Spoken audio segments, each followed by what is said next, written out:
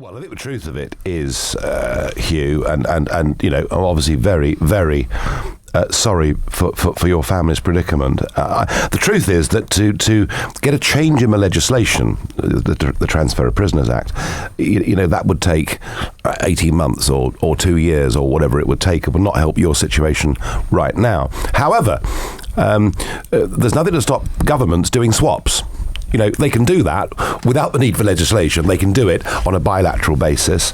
And I would have thought the British government should be doing their absolute best to get your father out of this prison and away from the threat of these 350 lashes or whatever it is he may potentially face. I have to say, it amazes me how little criticism there is of Saudi Arabia.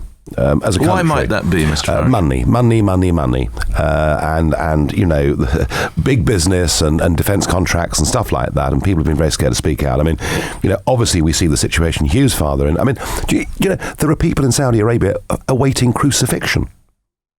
There are beheadings conducted by the state. This, all in the name of this country, who incidentally have refused to take a single one of their fellow Muslim refugees from Syria. Refused to take a single one. So I think the Saudi regime is pretty shocking, and I hear howls of protest from Corbynites about how ghastly the Americans are. Well, I'll tell you what, folks, focus a bit more on Saudi Arabia. So, Hugh, I think that's the answer to your question, is changing legislation rarely happens quickly, but the British government could, try really hard and push really hard to get him brought back home. Just briefly, Mr. Andre, while I have you on the line, when did you last speak with your dad, and have you heard anything from the British government at all? I personally spoke with him in January.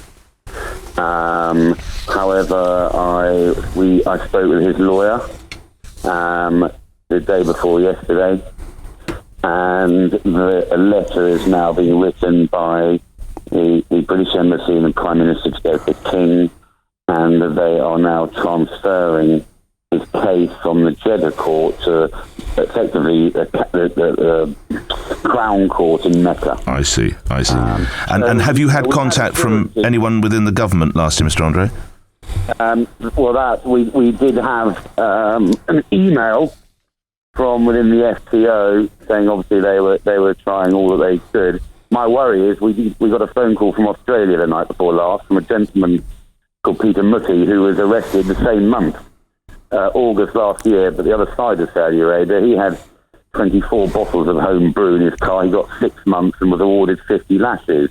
He too got plenty of assurances from the Australian government and the Saudi government that it wouldn't happen, and on the day he was released, he was taken outside and whipped. Dear God. How many...